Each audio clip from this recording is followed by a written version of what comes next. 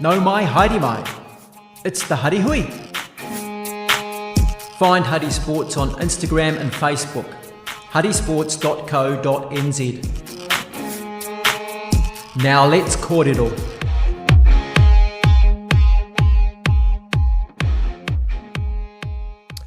Kia ora, good evening, and welcome to the 150th episode of the Huddy Hui, and it's getting into the last round of the Swindale Shield for 2025 before we get into the finals in the months of July. So it's going to be some thrilling rugby this weekend and some important milestones as well.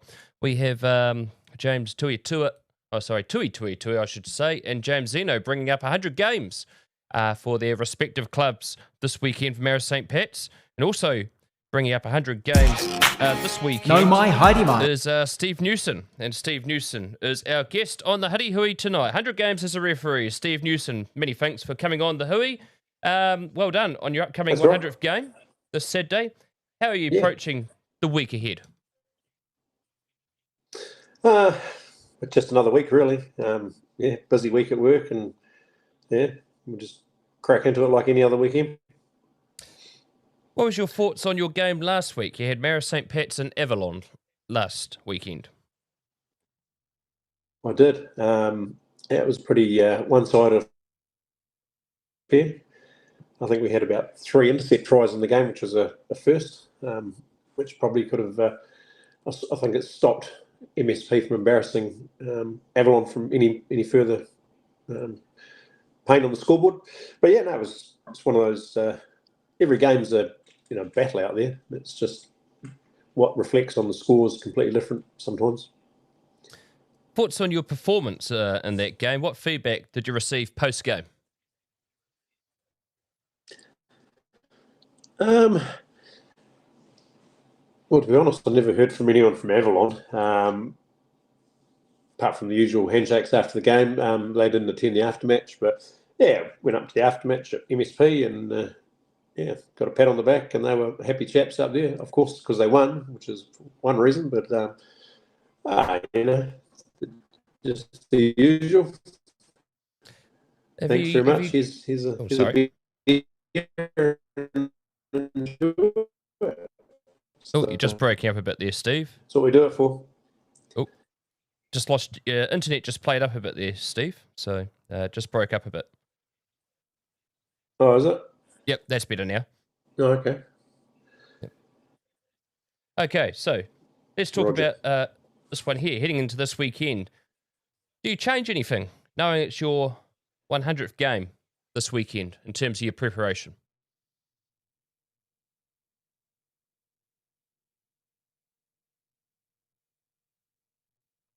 Internet dropped off. The internet's really shit. Like when I was trying to... Are you there? Yep, still got you, Steve. I think you've got your technician in the background doing it for you, haven't you? It'll sort itself out. No, the only thing different, I suppose, this weekend is, being the 100th game, sort of a bit of a milestone for me. I'm sort of at the back end of my career, literally, and just with friends and family coming to the game. We'd start the day off with a bit of a family breakfast, and then just carry on as per norm. Get into the game routine, and go from there. You've refereed Premier Rugby games, many games over the last year, but last year you actually brought up 100 Premier games, not in Wellington, but across New Zealand. What was the game that you brought up your 100th Premier game in New Zealand last year? That was Avalon Wainui, over in Wainui. Yeah, that was towards the back end of last season. That was it was just one of those little milestones I keep. At my age, I was sort of ticking boxes. Milestones were one thing for another, so just kept ticking the boxes off. And 100 Premier games, I didn't think I'd get to 100 Wellington Premier games, but we're gonna come back again, and we're nearly there. The Blazer policy changed last year at the association. Where did the referees recognise your achievement? Where was that? Where did that take place? And do you believe it was the best decision to change the policy? I think it was a good decision because prior to that, the only recognition you got was, a pat on the back up to 100. And, 100's, it's 10 years at least, depending on the size of your level group. And there's a lot, you give a lot up to do 100 games, whereas most club rugby players sort of 30 games as a Blazer. So yeah, it was good that they've changed the policy now. Unfortunately, I was one of those ones that was well past the 50 games when I got my Blazer, so it didn't have that stigma with it, I suppose. But yeah, looking forward to the 100.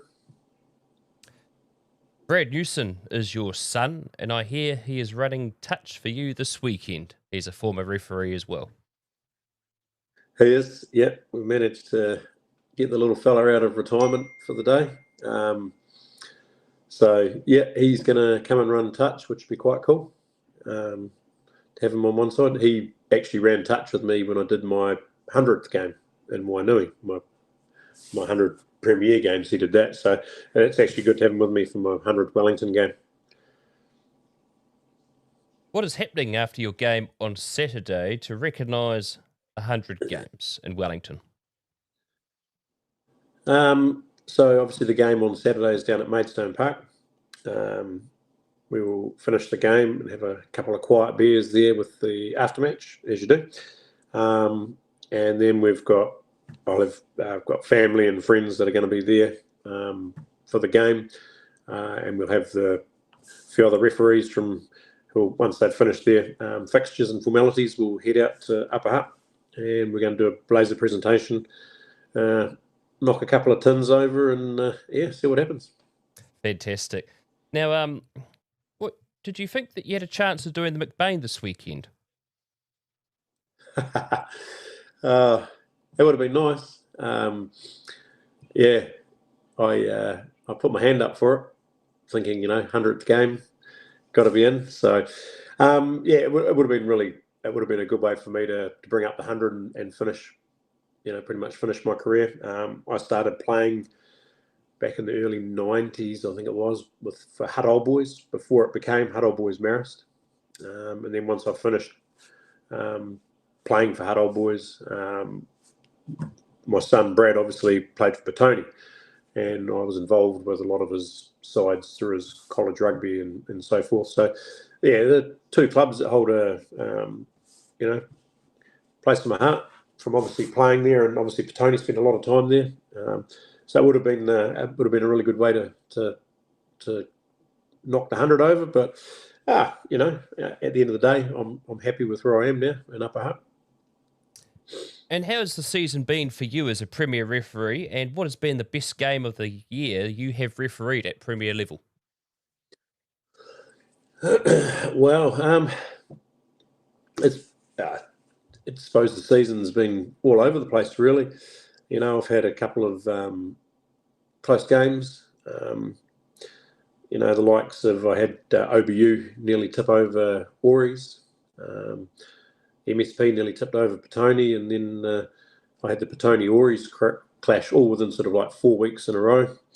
So they were the three games that sort of stand out so far. But you can never go past the first 15 rugby. I think that's some of those first 15 games are far better than the Premier rugby we're seeing at the moment.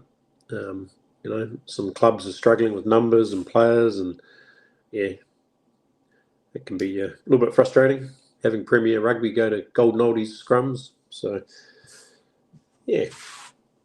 You refereed Rathkill and Hibs, I believe, a few weeks ago. That was a blockbuster first 15 game, wasn't it? Was it Rathkill Hibs? I think I think Rathkill won, didn't they? I did. Yeah. I've done No, I had Scott's Hibs a couple of weeks ago, Oh, and I yes, had yes, sorry. Rathkill and Bernard. I think I had Bernard's and Rathkill, Yeah. but I had Scott's Bernard's.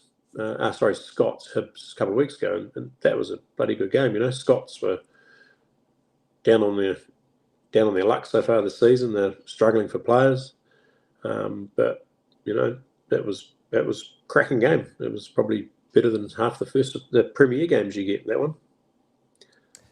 There's been a lot of changes to the Premier ranks since 2024. How is it having a relatively new group this year in the Premier panel? Yeah, well, it is. It's there's a lot of young guys, which is good. You've got to have the young blood coming through, and it's just, I suppose, it's just for them to get that mental toughness and that side of the game, because the mental side of the game is, we can all blow a whistle and run around and look good, but managing a game mentally and is one thing that just comes with experience and time. So once those guys get a bit of time under their belt in the middle, they should come right. Who are some of the They, new and up? Oh, sorry. we- Continue. Yep. Yeah. Oh, we were just saying that there was we had a post up on the other week when all the games and the appointments went up for the games, and someone commented that all of the other 7 referees' games still didn't get to my 98. Oh, fantastic. Now, speaking of which, who are some of the new up and coming referees that we should watch out for in Wellington that aren't Premier referees? Yeah, well, we've just brought a whole lot into the Prem group at the moment. So there's a few guys that are probably in the level 2 groups. I think it's Matthew Barnett. There's one there. He's one that's a standout. I've seen him ref a couple of times. I think he will make the grade eventually. But sort of, I think the guy we've just sort of had a big shift. So there's been, everybody's moving groups at the moment. So it's the guys in the level 5 or 4 group, whatever we call it now. Have just got to obviously prove themselves. But yeah, he's one of the standouts that I think is in there. And how have you found club rugby in Wellington this year? You mentioned about Premier level, some games going to Golden Oldies. How have you found club rugby in Wellington this year? Yeah, to be honest, I believe that in the last 10 years, the quality of the rugby is going down.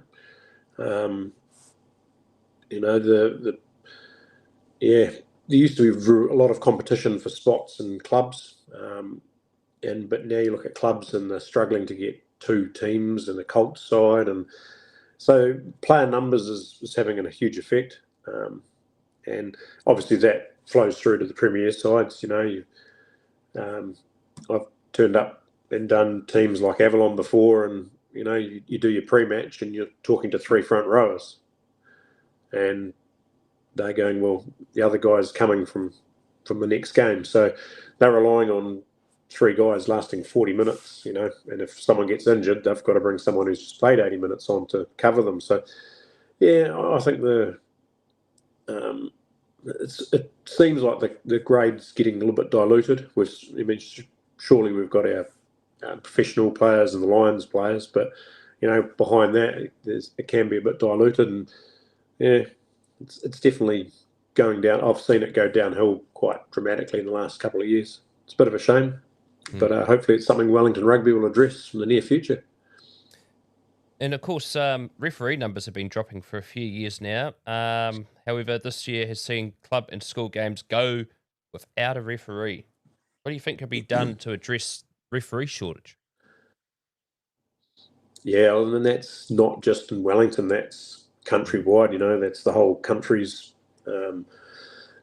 feeling that. And, it's tough. We look at young guys coming through and going out on the field, and we're trying to introduce, 15, 16-year-olds into the refereeing ranks. And of course, they go out and doing games of college rugby where they're getting parents, chopping them from the sideline with abuse, and no one likes that. No one wants to cop that week in, week out. So it's quite easy for them to go, stuff this, see you later. I can go and do touch and basketball or whatever else, and don't have to cop the abuse. It's it is tough. How do we fix it? I don't know. But it's it's like player numbers are dropping and official numbers are dropping. I think it's something that New Zealand Rugby probably has to look at a whole on how they do it. Whether they get senior clubs involved with refereeing junior rugby in the mornings. It's a good way for players to actually learn the laws of the game, and you might tidy the game up in the afternoons a bit more. Well, it's interesting we're talking about referee numbers. About an hour ago, I saw on the Horowhenua Kapiti rugby Facebook page, there was an incident of referee abuse in a college game last weekend. And a month ago, they put a warning out saying if there was any major referee abuse again, they would call a round of rugby off, including senior rugby. They have done that this weekend. They've finally had enough. Oh, good. Do you believe that is the right call, and that's something that maybe Wellington should look at doing? Oh, definitely. We're volunteers, and we go out there to give up our time for the game that we love. There's no need for someone to abuse anyone, for doing something that they enjoy doing. And it's a big call for Horowhenua to pull all grades and cut the competition for a week. But maybe people might stand up and go, "Oh, shit, they are serious." But I think it's the clubs have got to put their hand up and want the crap out of the game. And I think some people in the clubs have got to actually go down and watch some of their teams, and if it's their team that's the problem, deal with it. Yep, exactly right. Yeah, no, there's no good letting it fall to the bottom of a cliff. Exactly right. No, I think that's a great thing. What they've done is to make a statement and just pretty much say, "Nah, no more." So good on Horowhenua. Now, of course, you've been involved not just in the association on a refereeing front, but you've been involved in many other activities within the association. What have been some of those? And some of them have been licorice as well, haven't they? Yeah. I got involved with the social side of it for a few years, and we just tried some different fundraisers. So one of them was licorice. As you will know, at one point I had like about 3 pallet loads of licorice at work. We had it coming out our ears, but they were different and people enjoyed them, and it was good. So I've spent a lot of time on the social side of it, doing a bit of fundraising and so forth. But I'm just sort of ready to go into a bit more into the coaching side of things, the other side of the whistle, so to speak, and see what happens from there. You're known as a bit of a straight shooter when you're on the referee paddock. Last year, you did a first 15 semi-final between Scots and Wellington College, and you called both captains over and gave them a simple, direct message. What did you say? And after hearing what you said, I think you might be pretty good as a deputy principal of pastoral care, Steve. Yeah, I don't pull punches, and well, what I said. It probably wouldn't be nice to repeat it, but No. basically it's if you guys, I've got better things to be doing, and if you guys and your teams don't want to play the game, then we can all piss off and go and do something we'd rather be doing. Play the game, let's get on with it. And I've had a captain actually say to me once, "Oh, you shouldn't be swearing when you say things like that." And I'm like, "Well, I'm to the point. Yeah. Are we here to play rugby, or are we here to bloody, let's get on with the game." Exactly. When was your first game of rugby you refereed? My first game was at Rongotai College on one of the backfields, those one of those fields down the southern end. It was I think it was under 15. Rongotai versus someone I couldn't quite remember. It's a few years ago now, but yeah, I still remember that one. And why did you decide to take up the whistle? Funny you should ask. I was watching one of Brad's games down at Trentham Memorial Park one weekend, and Peter Fraser, who I played with at Huddy Hui Boys, played rugby with him there, and he was the referee at the time. And for some reason, he was down at the park, and we were watching Brad's team run around, and they're only under 12s or whatever. And the guy in the middle was absolutely terrible. And I know we shouldn't comment on refs, but I was like, man, this guy's terrible. And Pete said to me, well, come along on Monday night, give it a crack, see what you can do, see if you can do any better. And I'm like, sure. And walked into the meeting the following Monday night, and that year we had 30-something new referees. Out of that group now, there's Matt Rodden, who's still in Hong Kong, myself, Scott Marin is still involved, and Colin Tapo, I think he was about that era too, and Mike Pinfold, who sort of referees a little bit now and then. And we're the only ones that have sort of really got any involvement now with refereeing. Everyone else has been there, done that, gone, been abused, whatever, and didn't like it. And so what do you say? The rest is history after that. Exactly. Where did you play your footy when you were young? When I was at school, I played soccer for Petone and for my school. And then I got to about 17, 18, and I was like, I need a bit more physical here. So, I went and joined Huddy Hui Boys and started there playing Colts. Now, your old college is now a retirement village, Petone College. How was your time there? It was great. Went there and ate my lunch. Did what I had to do. Yeah, I wasn't the most academic of students, to say the least. It was what was rugby like there at the time? At the time, I remember the first 15 was not too bad, but it was the likes of Hutt Valley High with a real powerhouse. Hutt Valley High and St Bernard's were the big schools. They were the big, strong first 15 schools, and the likes of all the other ones that are around, I don't really remember, but just remember that Hutt Valley High was the bee's knees. As you mentioned, you played for Huddy Hui Boys, Maris, and the Colts. What other teams did you play for, and did you ever get to Premier level at the Eagles? I did.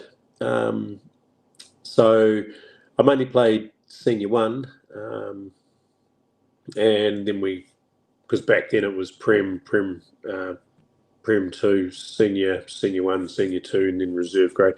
So I played a lot of Senior 1, but also was playing in the second team, and then I think I made two appearances off the bench. One for at the Hutt Rec against Wellington, and the second one was at the Hutt Rec against Auries. All right. So I think I've got this correct. You're a mechanic by trade. Where do you work? Yep, mechanic by trade. I currently work for Toyota in Upper Hutt. I'm the parts and service manager up there. There was a famous picture a few years ago. You're well known for occasionally your knee going. Can you tell us how you got put in a coffin?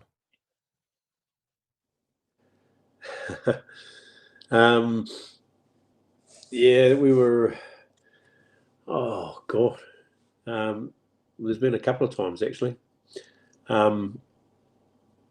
My sister's, my brother-in-law, his last name is Coffin, and they had a coffin from somewhere around the traps, and yeah, somehow I managed to lie in it for a bit of a prank, and someone took a photo, and yeah, I haven't seen that picture for a long time. You used to work with a person well known in Wellington referee circles, Trevor Walker. Who worked harder, you or him? Granddad? He always claims he worked a bit harder. Yeah. Hey, he was a good old fellow to work with, old Granddad Trev.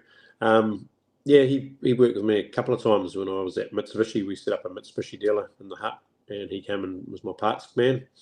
And then after that, he stayed on when we lost Mitzi and worked in one of the other branches that we had down at Saxton Autos.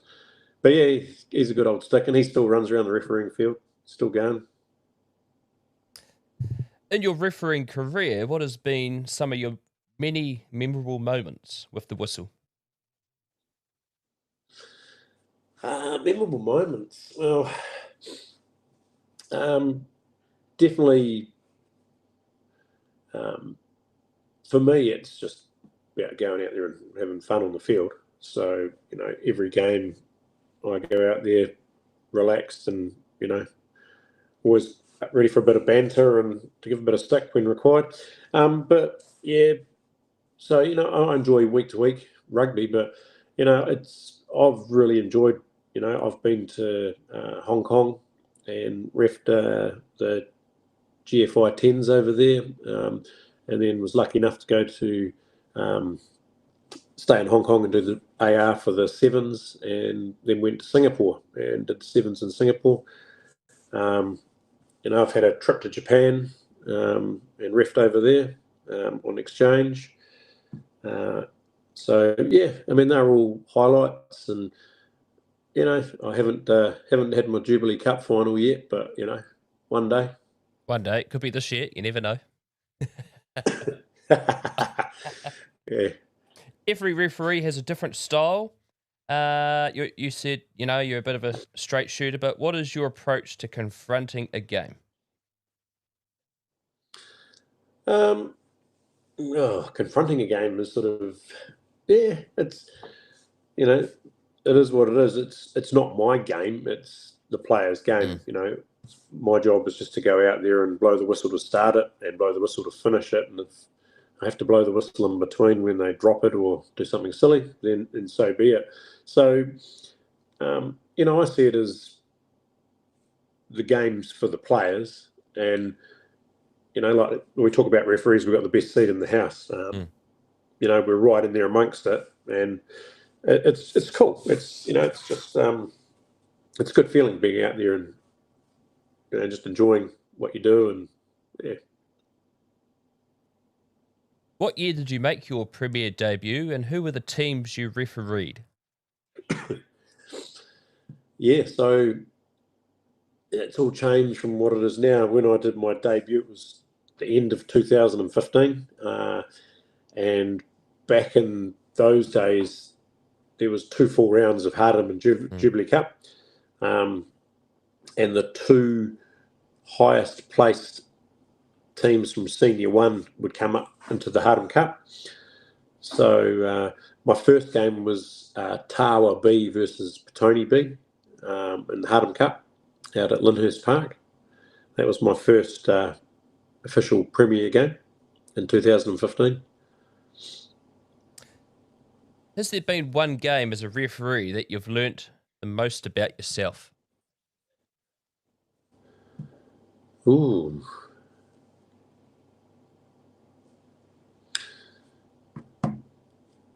I don't know, to be honest. Yeah, I mean,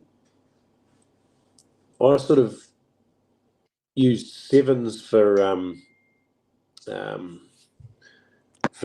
a lot of learning about positioning and so forth in the field, and used the 7s to refine it. So when I got onto the field in 15s, it was just a bigger game. But I don't think there's been a particular game that sort of has been anything like that.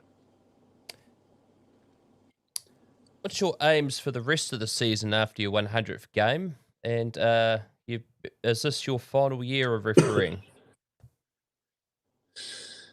Yeah, so, well, yeah, obviously the goal for this season will be get through the 100 on Saturday. Yeah, will be my last season Premier Rugby. Whether Saturday is my last game, I don't know. I haven't done the fitness test to do Jubilee Cup, and have been told that because I've had more games than anyone else, I probably won't get any games in the second round. So this could very well be my last game, but we'll wait and see. So yeah, we'll finish this season, and yeah, then I'll step down from the level 1 panel and come back next year and just worry about first 15 and Colts and lower grades. Who has been the biggest influences in your refereeing journey? Biggest influences. I always remember when I first started, a young David Walsh, and I always remember ARing for him in the early days, and he was very relaxed on the field. I remember one day he was at MSP, and there was a substitution, and it was for number 2, and so the message went out through the comms, Red 2 sub, and Walsh's view on that, he turned around to number 2 and said, "Number 2, Red, Mummy wants you. Away you go."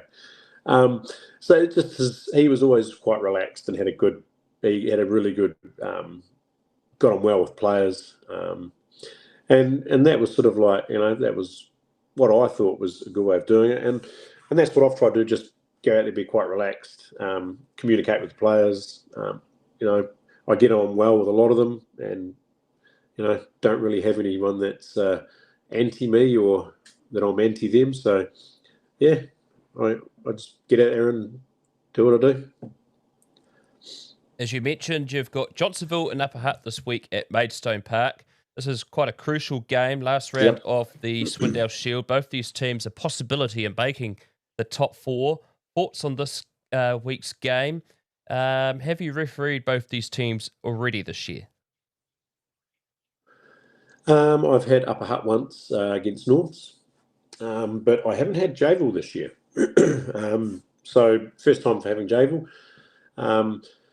But I've had Javel many times over the last few years, and it's actually been really good watching how Javel had come from a team that's struggling at the bottom end of the table. And when Jason Adamson was coaching them, they started that journey and moved up through the ranks, so to speak. So, to have 2 little clubs like Avalon and Upper Hutt and Javel, competing for a top 4, top 6 place in the Jubilee Cup. It's definitely going to be a good game. To finish up with the questions this evening, what advice would you give to someone who is interested in taking up the whistle?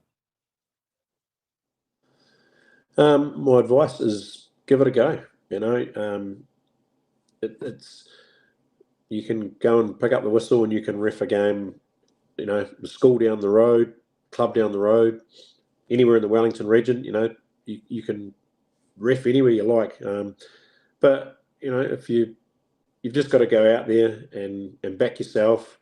And it's like I always said to Brad when he first started, he just lacking confidence. I said, just remember, big loud blast on that whistle and people will listen and respect you, and that will give you confidence. So it's just getting the young people to get out there and give it a crack, get a bit of confidence under the belt, and they'll be away. One thing we always like to do is to predict some of the scores. Now, you obviously probably don't really want to predict Upper Hutt and Johnsonville. It'd be a bit dodgy as the referee picking the winner there. But we've got McBain this Saturday, Hutt versus Petone. Both teams had losses last week. Hutt at home. Yeah. Who do you think's going to take it out, though? Well, actually, before last week's round, I thought probably Hutt would get up over Petone. But with Hutt going down to Upper Hutt and Petone a narrow loss to Paraplim, rumour has it that Petone are playing Lossie, TJ, and Brad Shields is playing.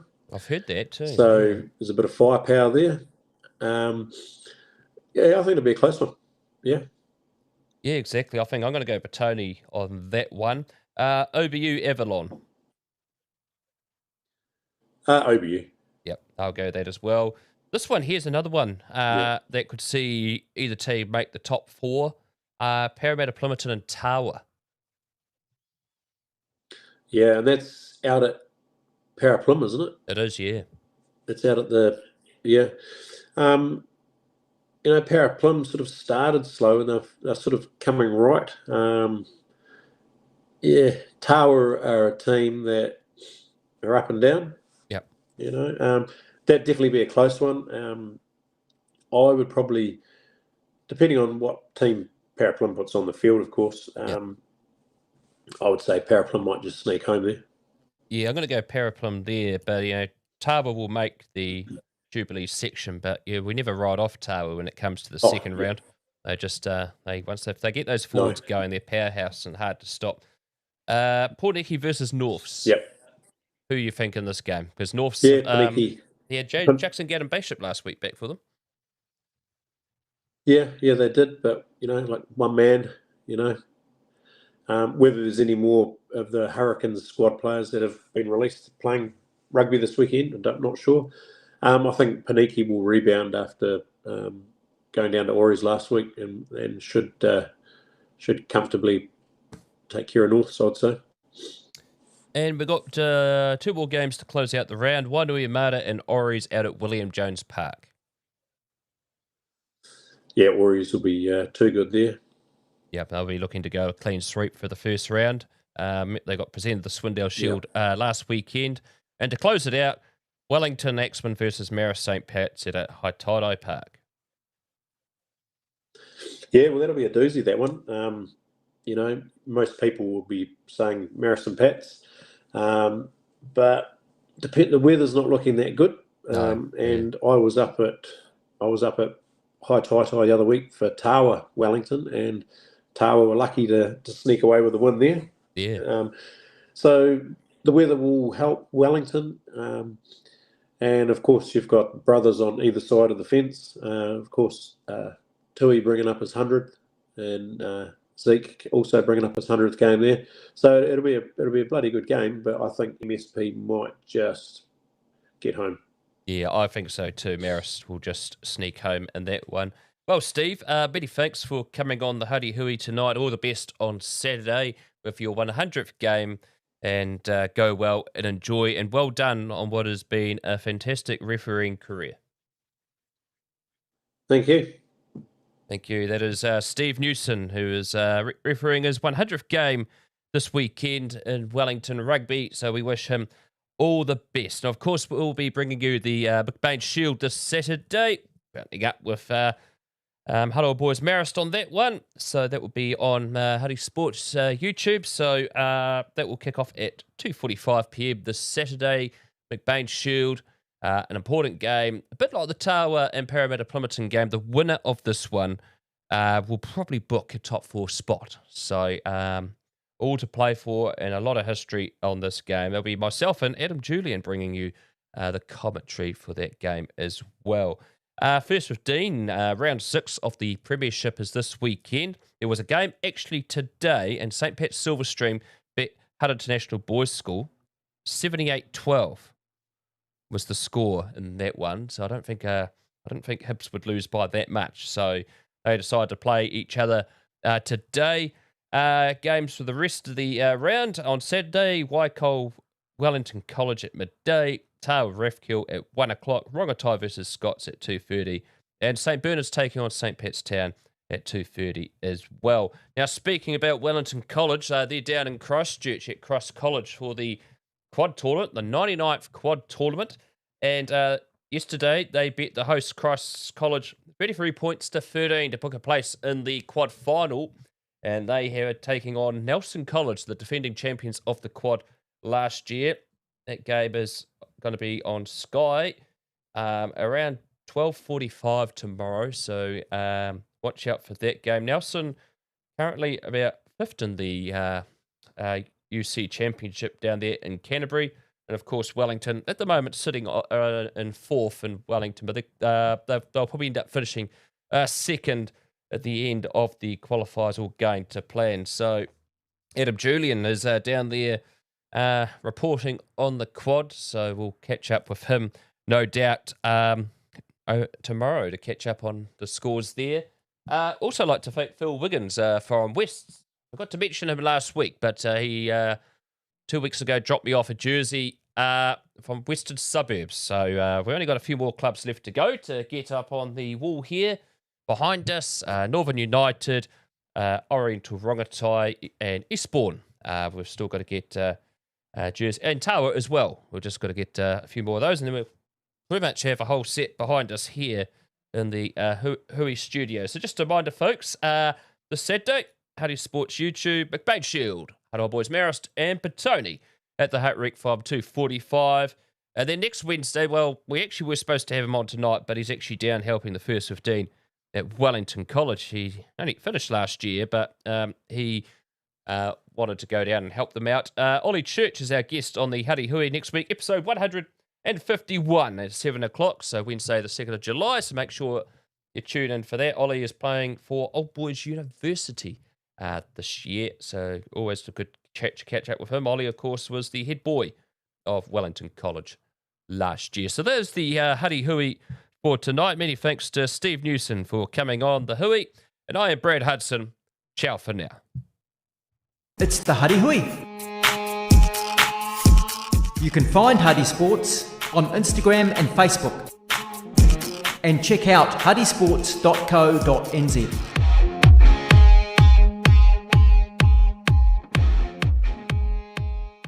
Here on Huddy Sports, we like to thank our sponsors that have always been grateful to our causes here on Huddy Sports. Our first sponsor, Mike Penfold Plumbing and Drain Laying Limited. If you need any drain laying or plumbing assistance, give Mike Penfold a call on 027 430 4351 or Penfold Plumbing at extra.co.nz. Louise Reddy of New Zealand Travel Brokers. If you need any travel advice, she's local here in the Hutt Valley in Petone.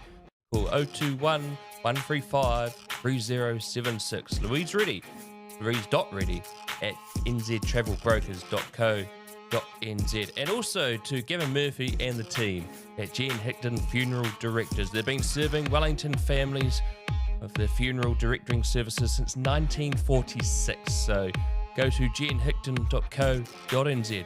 They're all local people here in the Hutt Valley and Wellington that service our greater community. We also like to thank Ben Belusnik Visual Designs that helps with the graphics here on Huddy Sports. As here on Huddy Sports, we're always wanting to keep our content free on YouTube. So the idea of sponsors, we can promote you on live stream, our social media pages and our website. It's good to support the local community and helps keep Huddy Sport free for all to watch. So if you're interested to helping Huddy Sports, go to huddysports.co.nz or to our email address, huddysportsnz@gmail.com. Ciao for now.